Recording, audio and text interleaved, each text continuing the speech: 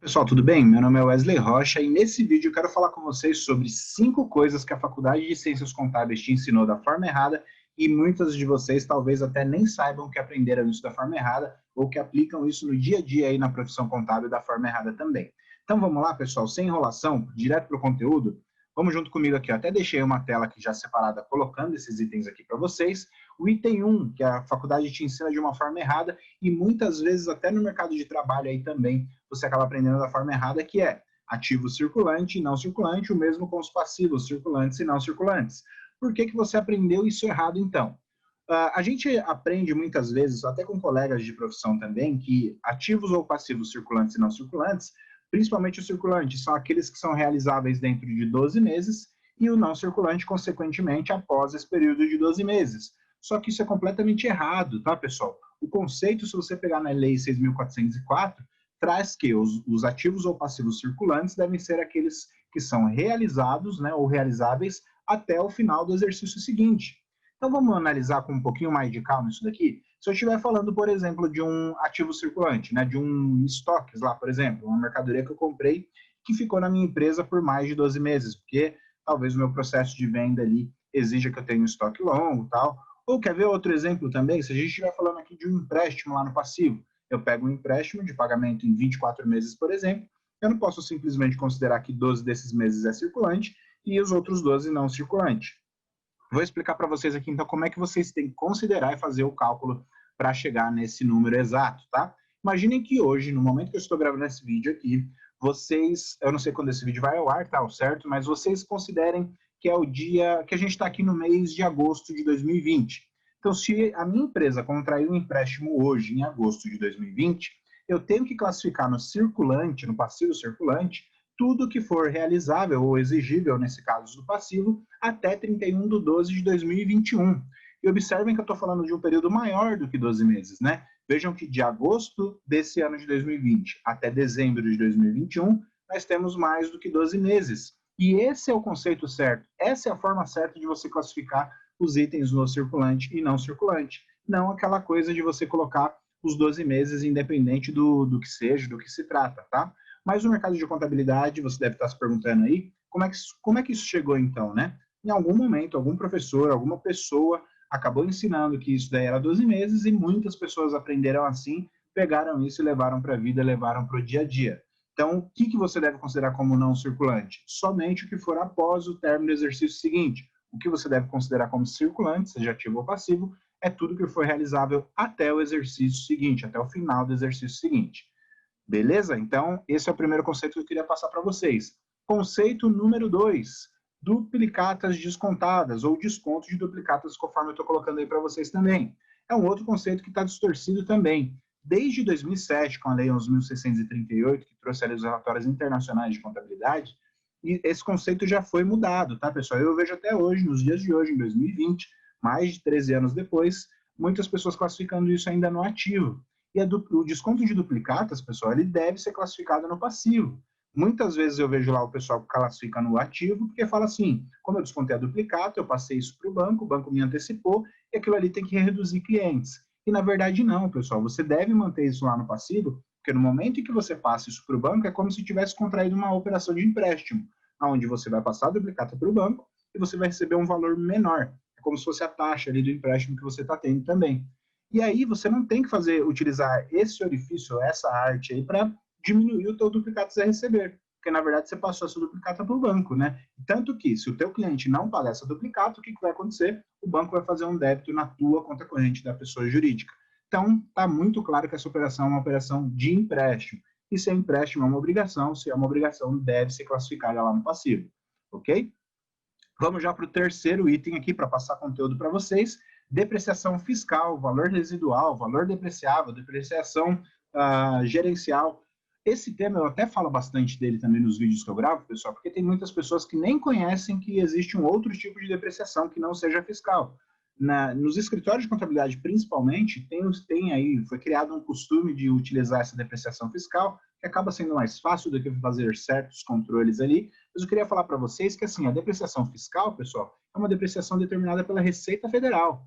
E eu já falei em outros vídeos, vou afirmar aqui novamente, a Receita Federal ela não tem poder para legislar em matéria contábil, tá? Quando a gente fala de contabilidade, em relação à depreciação, a gente tem que obrigatoriamente analisar a vida útil desse bem. Por quanto tempo eu pretendo utilizar esse bem? Então é isso que eu tenho que analisar. E com base nessa estimativa, a gente tem que definir o valor e o percentual da depreciação. E não é só isso, não para por aí não. Além de eu ter que fazer essa conta da vida útil do bem, o que mais que eu tenho que fazer? Eu tenho que calcular o valor residual também. O valor residual, para você que não sabe, é o valor recuperável do ativo ao final da vida útil. Exemplo, eu tenho lá um veículo no meu ativo imobilizado, eu estimo que eu vou utilizar esse veículo por 5 anos, e no final dos 5 anos eu vou vender esse veículo por exemplo, R$10.000, já depois de usado ali, totalmente depreciado. Esse é o valor residual, e todo bem tem por característica o valor residual. Então, todos os bens têm valor residual.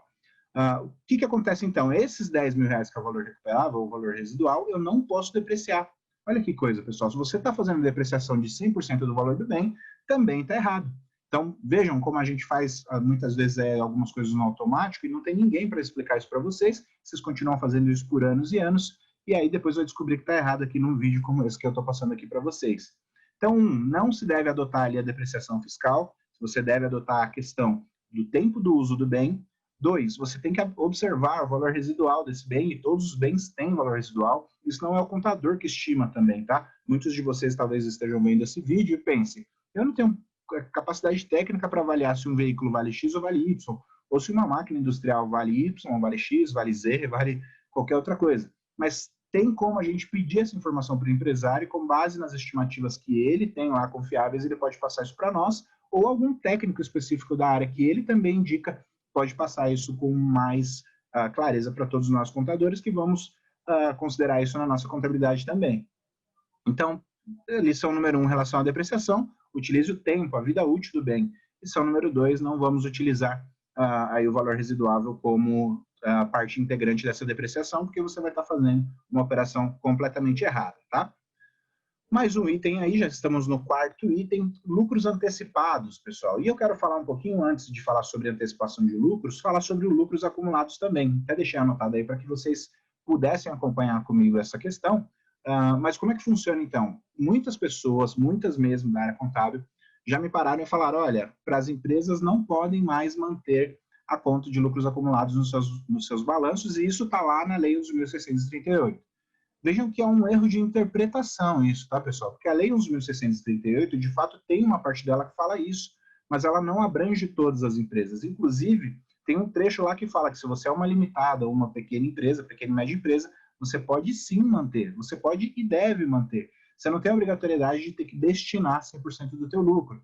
Agora, para aquelas empresas de capital aberto, SA, sim, você deve destinar 100% do teu lucro. Então, qual que é o conceito aqui? Se você tem uma pequena média empresa, EPP, ME, empresa do Simples Nacional, lucro presumido ou lucro real, que não se enquadra numa SA, numa empresa grande, você deve manter sim as contas de lucro acumulado lá no patrimônio líquido, ok? Então, muito atentos aí, pessoal, porque tem muita coisa distorcida no dia a dia da profissão contábil. Eu sei que o contador, né, vive estudando e às vezes está estudando aí uma outra parte, deixa isso daí um pouquinho de lado. Mas vejam, vocês podem sim. Então, pode manter a conta de lucros acumulados, com a única exceção se for uma SA de capital aberto, que nem é o foco de tanto assim de escritório de contabilidade, né? Normalmente essas companhias têm um contador interno lá. Essas empresas sim têm a obrigatoriedade de destinar 100% do seu lucro e não podem manter saldo na conta de lucro acumulado. Ok? Último item aqui, para esse vídeo não ficar tão longo também, é falar sobre a apresentação da DRE, pessoal, demonstração do resultado do exercício.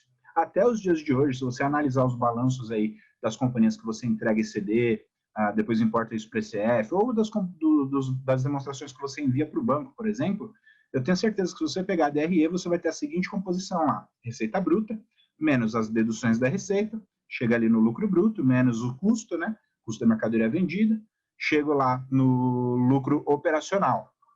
E está errado apresentar assim. Por que está errado? Porque na 11.638, né? No CPC 26 também tem isso, que fala das demonstrações contábeis. Como é que você deve apresentar a DRE? Especificamente, você inicia pelas receitas líquidas. Então, entre aspas, você ignora que tem aquela parte das deduções da receita com os impostos, por exemplo. E é assim mesmo, Wesley? Sim, é assim que você deve apresentar. Se você pegar um balanço num jornal publicado, você vai ver que começa ali pelas receitas líquidas. Então você deve estar se perguntando, mas ora, será que não é importante para todas as pessoas, para os terceiros ali que analisam esses números contábeis, saberem qual é o valor do imposto que essa empresa paga nas deduções de receita ali? Sim, é importante. E não é, eu não estou falando para você que você deve deixar de demonstrar isso na contabilidade, de maneira nenhuma. Só que a forma de você fazer isso não é através do DRE. A DRE deve ser começada pela receita líquida e é assim que muitas empresas já fazem. Se você não está fazendo ainda, mais uma vez, você está fazendo mais um conceito errado também.